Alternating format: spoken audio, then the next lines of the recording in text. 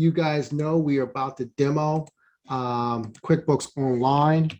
Whenever we're demoing QuickBooks Online, I use a test company for QuickBooks, right? So I just go out to Google, I put QuickBooks Test Drive in, right? For those of you guys who are new, this is a test environment that I can kind of play around and do anything in QuickBooks. It does not keep my data though, right? When I close my browser, all the data is gone.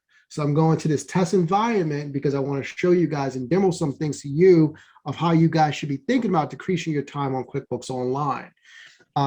So, you know, to start off, to decrease your time in QuickBooks Online is, hey, how do we use this tool to automate everything that we're doing in QuickBooks? My whole goal should be, if I'm doing this for my own business, how do I automate this process so that everything happens for me? And then how do I actually teach my team or someone on my team to do that? Because if we're talking about profitability and you are a service-based business, one of your biggest things that you're actually spending money on is time, right? Or services that someone's doing. So how do we drive that time down? Because if we can reduce that time, we can be more profitable. A lot of people says that they don't want to track people's time. But once again, if you don't track time, you can't measure. So one of the things that you want to think about is what can you do here? And the things I'm going to tell you here, I am demoing. Don't forget, tomorrow before you wake up, you're going to get access to our portal and you're going to be able to sit and really do a deep dive to all these areas I explained today. Can't really do a deep dive today. I'm going to give you some ideas, okay? This is to give you ideas that's, I should be doing that.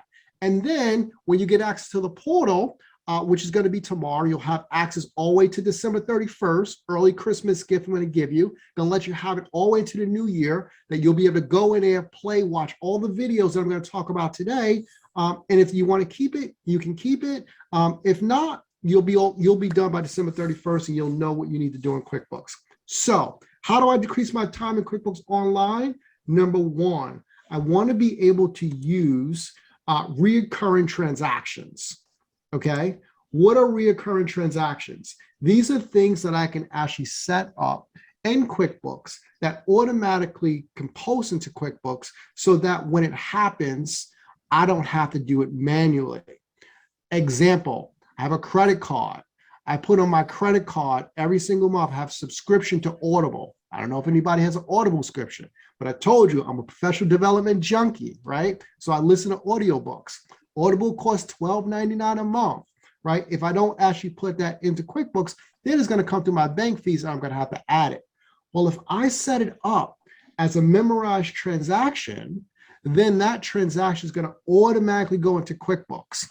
And then when it drops in from my bank fees, it will just be a match, right? We're talking about how to decrease time in QuickBooks Online.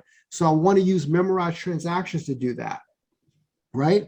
Also want to use memorized transactions for my sales transactions, okay? So if you are billing customers, right? We have customers that, you know, charge us a fee on a monthly basis. And let's just say that fee is $220, right?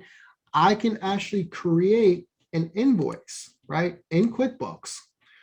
So QuickBooks, I can put that invoice in to a customer for Ben's workshop and he pays us for, well, not concrete, right? We don't do concrete. We are not the mafia, but $220 for our bookkeeping services, right? And we'll put that in there. What we can do down here, if you notice, I can make this recurrent. When I make this recurrent, I have options to automatically schedule this and send it out every month to him if he's going to pay me later. So if you guys are doing invoices, your invoices the same month every month, you should be thinking about setting up recurring so that you don't have to create that invoice every month. Okay, so I'm talking about decreasing time in QuickBooks Online.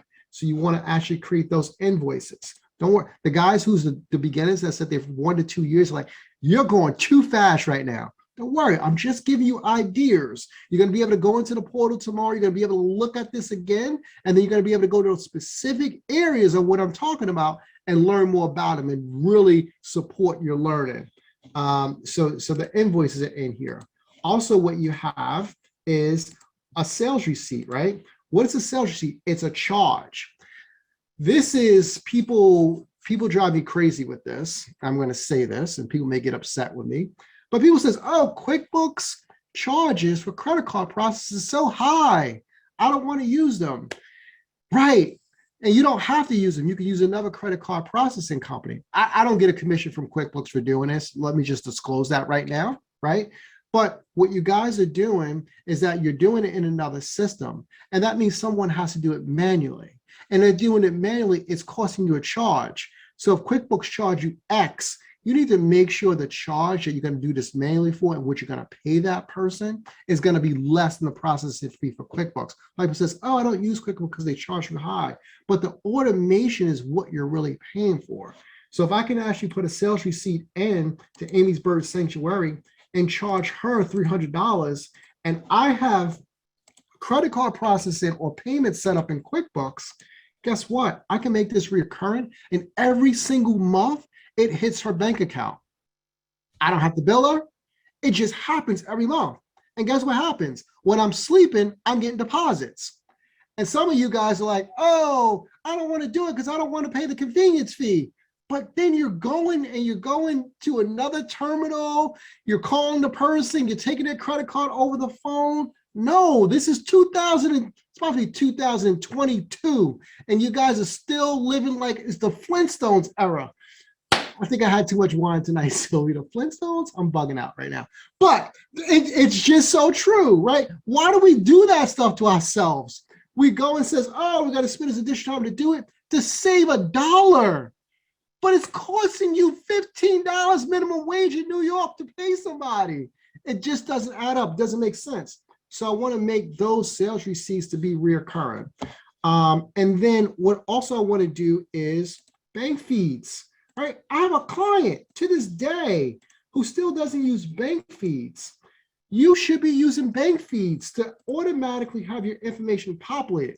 Most of you guys on the call, I know you're doing this. So I know it's none of you guys here. It's just some of my crazy clients. It's like, oh no, I don't want bank feeds to go in because it's complicated. No, learn how to do it and it won't be complicated.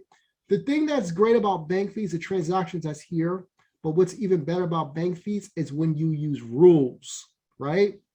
So my whole goal in life is to actually create rules up for all the transactions that I know that come into my account every month, so that I can automatically post them. If you notice, these are not set up with rules, but you can actually set up rules. You'll see it here. And this is you can set up rules. You want to set up rules for your transaction that comes in. You're gonna have to go on my portal, watch the video on how to set up bank rules, okay? I don't have enough time to explain on this call tonight because I want to make sure we do the Q&A. But bank rules I want to set up because of all of these that say matches are bank rules, guys, I can do this, right? And while you guys are posting transactions manually, I can just check off all these items and I can just say accept all of these in.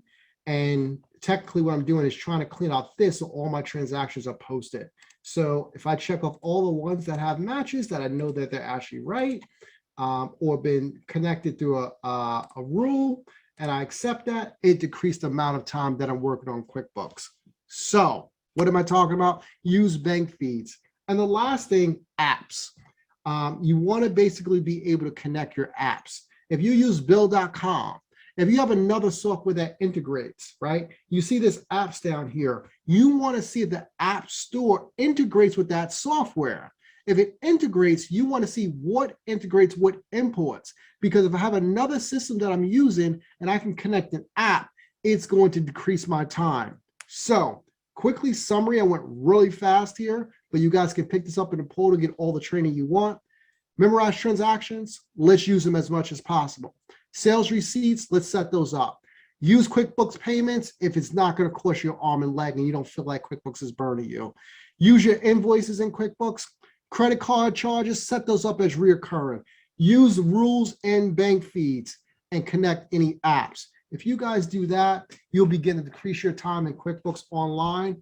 And then one day you guys are going to say, wow, I need to actually write a fat check to Will. My address is, I'm kidding. Sylvia, let's go into Q&A and let's make it happen. Let's answer some of these great people's questions. You're on mute. here's the situation. I did let you guys know that I had some technical difficulties, so I went out and came back in. So I lost the question and answers from the beginning. One is hopefully it'll work like this. Will, do you have all of the question answers? If not, Whitney will share her screen with us so that we can see. But at this time, guys, if you could please just take this time out to look through the question and answers. And if you see a question that you would love to hear the answer to, this is a time for you to click next to it, the thumb, so you can thumbs up, so this can upvote those questions so that we can make sure that the questions that, everyone really wants to know the answers to get answered first. Okay. Perfect. All right, let's see. Okay. I can see the questions if you can't see the questions. Yes, Whitney was so gracious enough to share her screen where I can now access the questions. Technology is amazing, right? So we got the first question that we got upvoted for is Pamela Isaac asks, how do I get my budget into QuickBooks and get it to deduct expenses and add income? Great question, Pamela. So in terms of getting your budget into QuickBooks, let me share my screen here. I guess Okay. that's going to stop. Wait, hold on 1 second.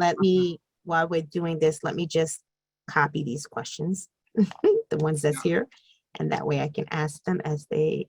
Sorry, guys. Yes. For a second, Sylvia's copying. So I'll begin to explain the answer so we can make sure we get to as many questions as possible while you're doing that, Sylvia.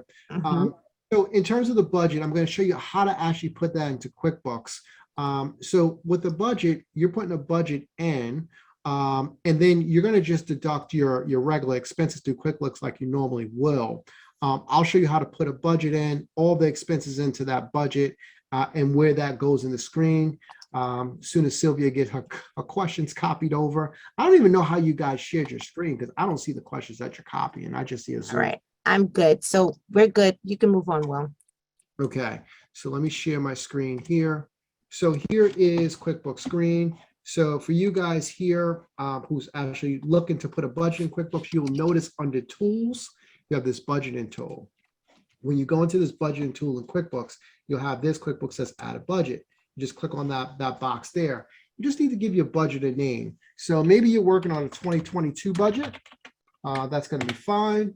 QuickBooks is going to ask you for, whatever year it is, just pick the regular year.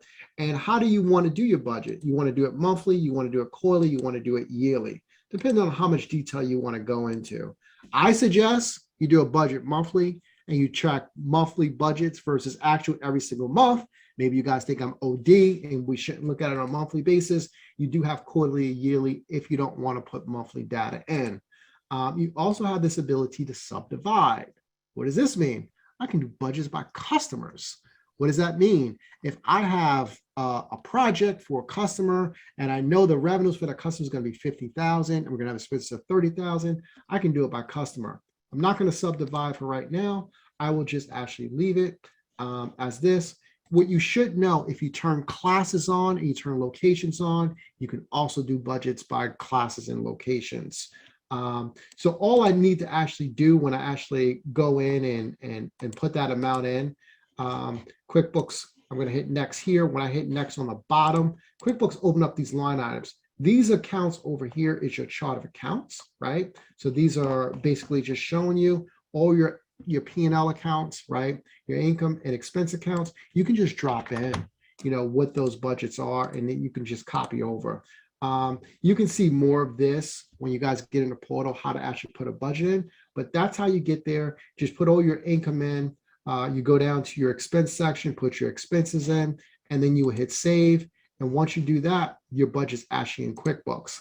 And then you can actually just click here or click here actually and run budgets versus actuals, run a budget overview report. That will be here. I'm just going to click on this for now. And you see what I put in. This begins to actually show my budget that I set up. So just put all your information from your budget and this could track back to your actuals.